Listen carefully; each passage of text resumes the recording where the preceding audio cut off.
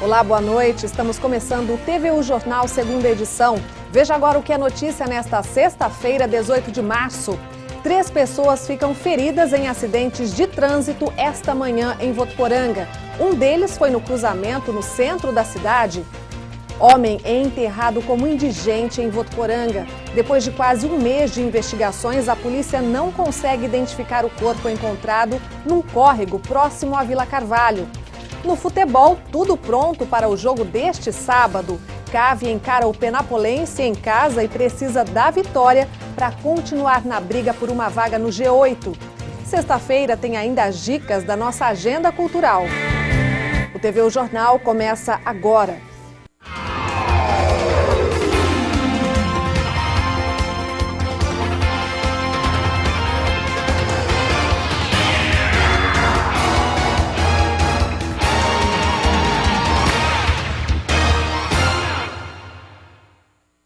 Uma mulher e uma criança de 9 anos ficaram feridas em um acidente de trânsito na manhã desta sexta-feira. Foi na zona norte de Votuporanga.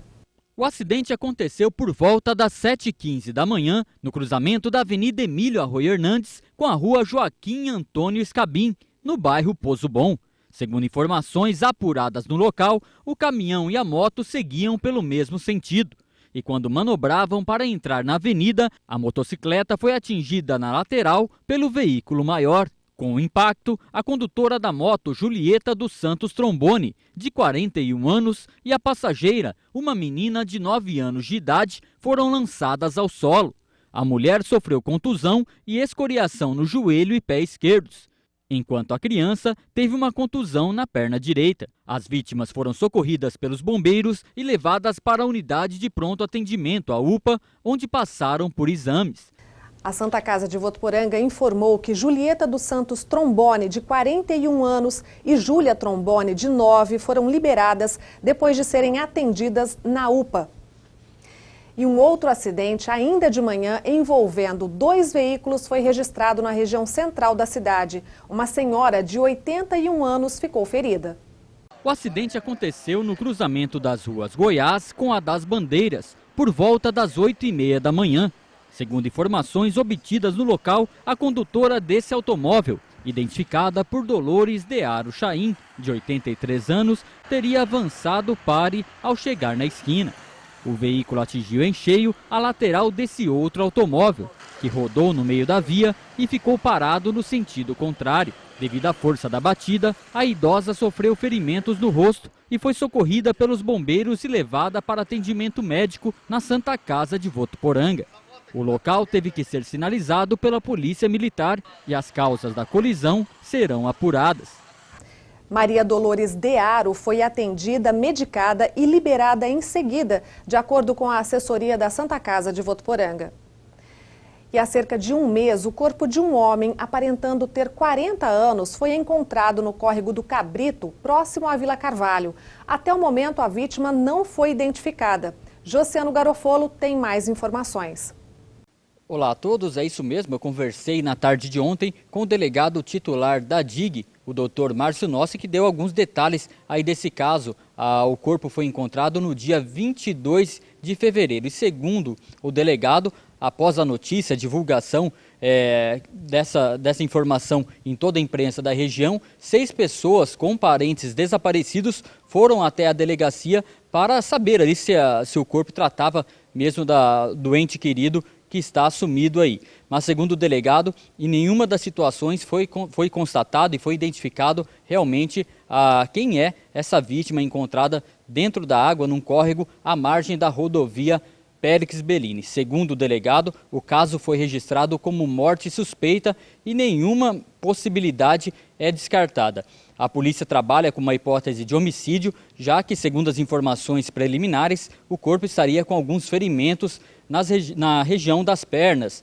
Essa é uma das hipóteses trabalhada pelos investigadores da DIG. Outra hipótese também é que a vítima tenha sido atropelada na rodovia, na ponte que passa sobre o córrego onde o corpo foi encontrado e que tenha sido arremessada e caiu na água e sendo encontrada depois quando já estava em decomposição. Também existe a hipótese de que um pescador da região tenha se afogado e aí a correnteza trouxe o corpo da vítima até ali nas proximidades da Vila Carvalho. Fato é que a DIG ainda continua investigando o caso que aconteceu há quase um mês. A vítima, um homem de aparentemente 40 anos de idade, branco, não foi identificado ainda e também não há registros de pessoas desaparecidas ou de familiares aí que estejam procurando alguém com essas características. Com imagens de Rossel Baruf e Jossano Garofolo para o TV o Jornal. Obrigada, Josiano. E depois que a polícia científica concluiu a perícia, o homem foi sepultado como indigente. E a contratação do profissional para trabalhar no IML, Instituto Médico Legal, aqui de Votuporanga, foi autorizada ontem pela Prefeitura.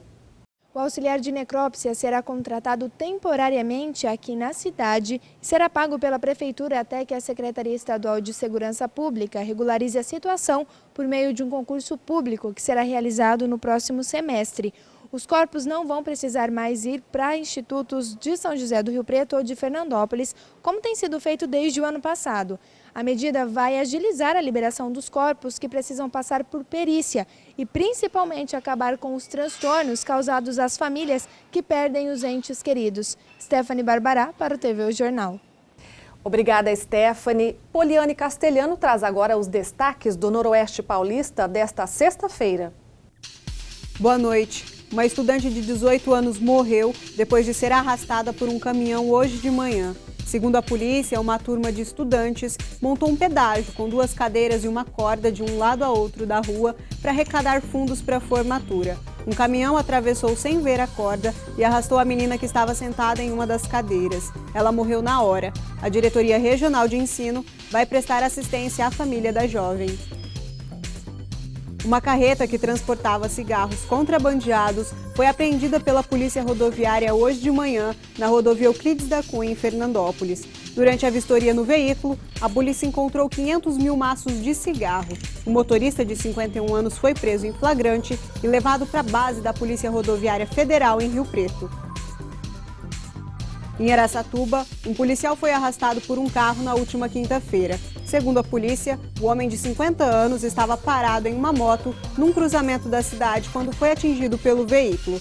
Ele foi parar debaixo do carro e só conseguiu sair com a ajuda de pessoas que passavam pelo local. A vítima foi levada com ferimentos graves para a Santa Casa. Em nota, o hospital informou que o estado de saúde dele é estável. O motorista do carro não teve ferimentos e foi detido por apresentar sinais de embriaguez. Essas são as notícias da nossa região. Até amanhã. E você sabe o que significa impeachment? Esse é um assunto do próximo bloco. E a gente traz também as dicas de entretenimento para o seu lazer no fim de semana. A gente volta já.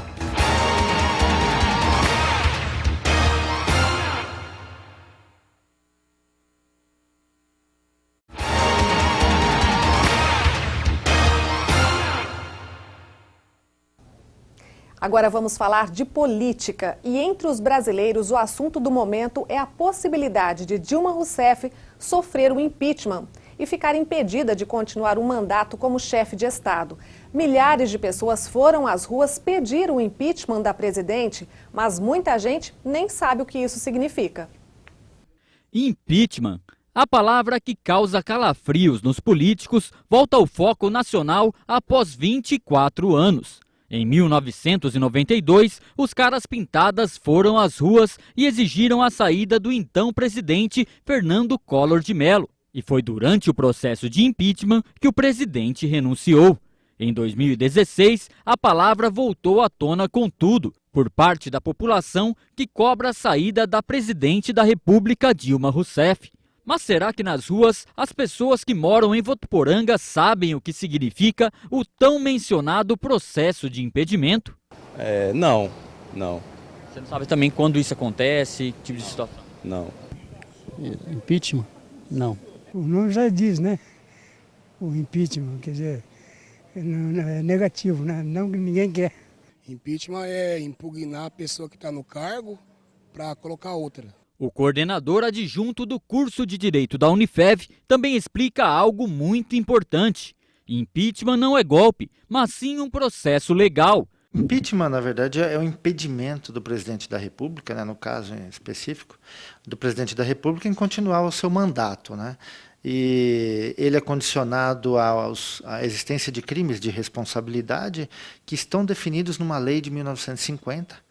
E essa lei estabelece lá as condutas do presidente da República que podem levar ao seu impedimento, à sua cassação. E com a política nacional em clima quente e com novas notícias surgindo a cada dia, aqui nas ruas é comum mais dúvidas sobre como se faz necessário o processo de impeachment. Como é um processo político, né, ele pode ser provocado, né, denunciado por qualquer cidadão.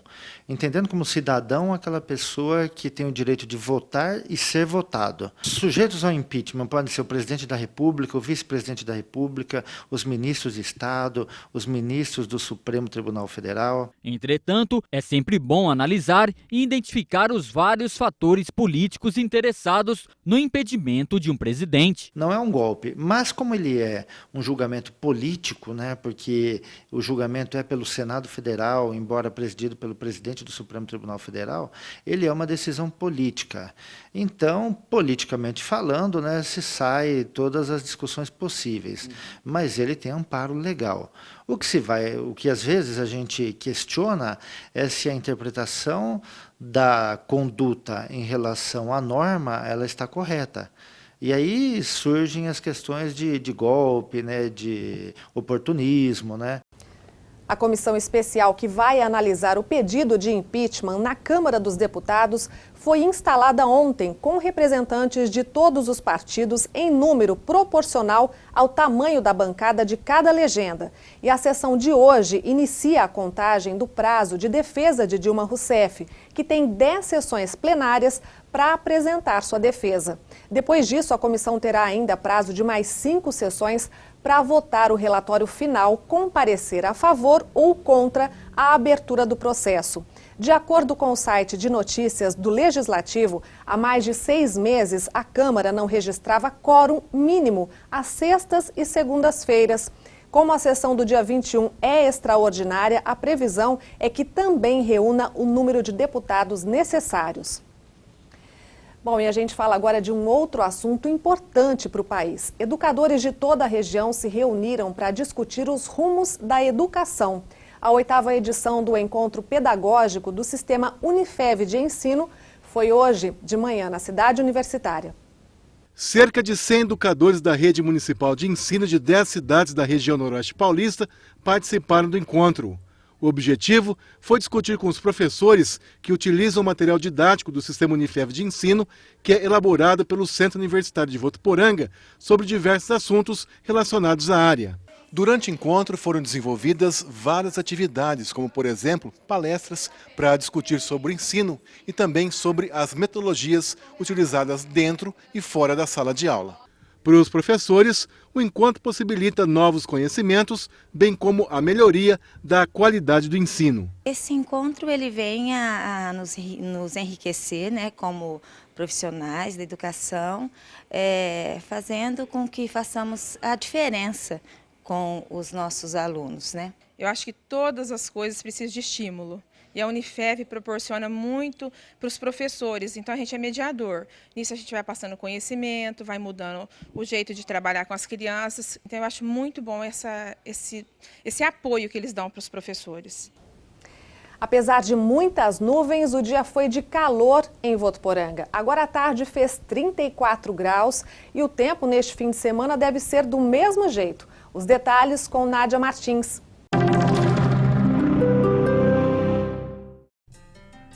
Olá!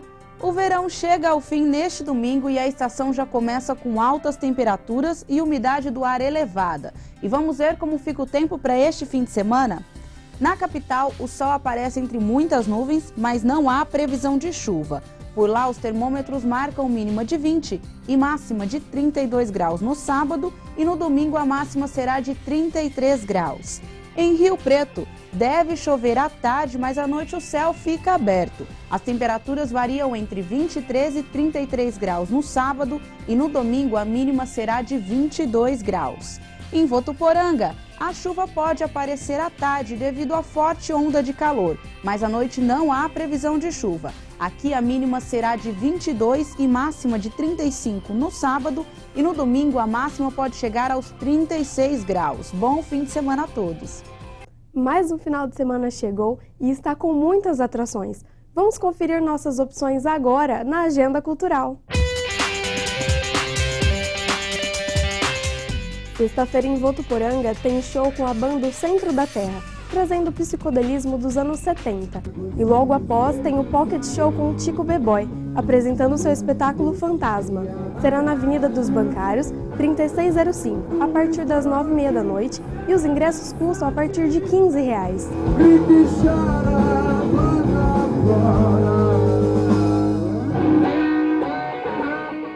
Em Fernandópolis, a cantora Vanessa Mello traz o especial Cássia Eller. Será na Avenida Litério Greco 257, a partir das 10 horas da noite. Os ingressos custam a partir de R$20.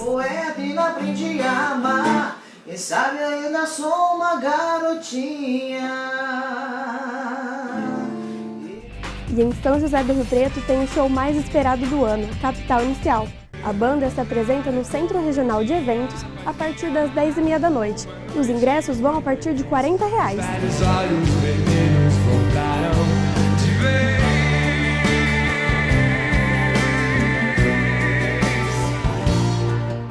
No sábado tem sertanejo em Fernandópolis, com os músicos Zé Neto e Henrique. Depois quem sobe ao palco é a banda Beat Samba, tocando o melhor do House Music.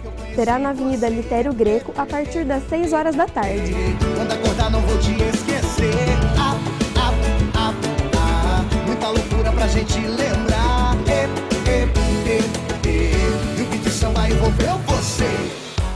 Logo mais à noite em Fernandópolis tem o especial Charlie Brown Jr. e o Rapa, com a banda Bill Music. Será na Avenida Litério Greco 257, a partir das 10 horas da noite. Os ingressos custam a partir de R$20.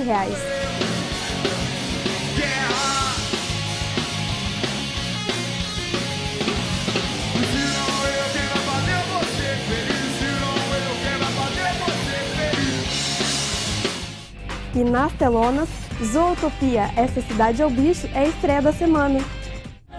Zootopia, uma cidade reluzente, onde animais de todas as espécies, predadores e presas, são iguais, vivendo juntos em paz e harmonia. Oi, eu sou a Judy, a nova vizinha. É? Somos barulhentos. E nem adianta você reclamar.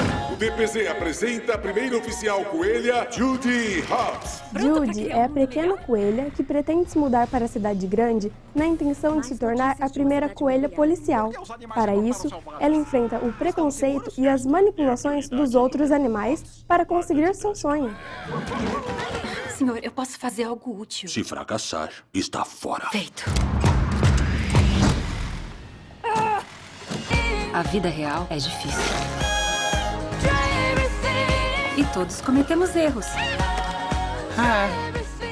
Não importa que tipo de animal você é, a mudança começa em vocês. Vamos sair daqui. Quem é? Do maior chefão do crime, o Sr. Big. Aquele é o Sr. Big. Fica quieta, fica quieta, fica quieta. Progeno. Você prometeu!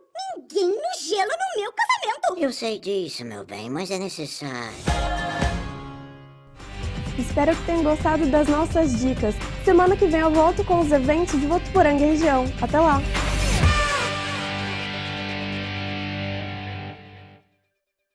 E o primeiro movimento cultural de Jales será amanhã e domingo a partir das 9 da manhã. O evento vai ser nas escolas municipais Oswaldo Soler e Jacira Carvalho da Silva. O movimento conta com a participação de capoeiristas, skatistas e 25 grafiteiros, além de apresentações de dança, poesia e também música. E já a seguir as notícias do esporte, o votuporanguense se prepara para enfrentar o Penapolense em casa neste sábado. No estúdio a gente fala com Edivando Ferreira, que comenta sobre as possibilidades do CAV no Paulista da Série A2. A gente volta em instantes.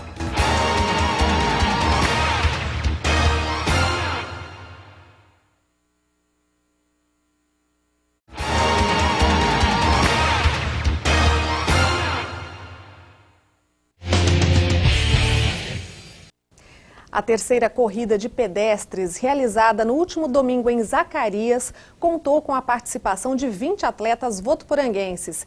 Entre eles, 5 conquistaram bons resultados. Nilson Rocha Souza foi o campeão na categoria 45 a 49 anos. Marlon Rafael Mitter ficou com o terceiro lugar na categoria de 35 a 39 anos.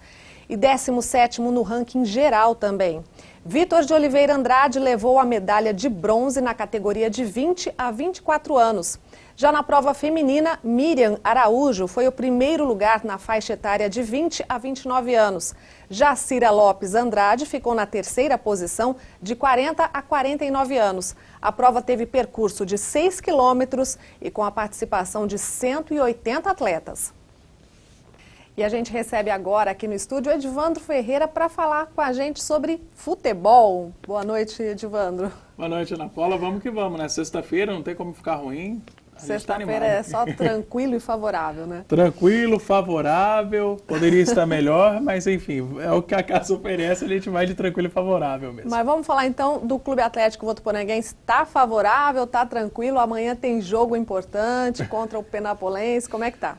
Não está tão tranquilo, tão favorável assim ainda não, Ana Paula. A equipe vai precisar definir algumas coisas aí nessa reta final.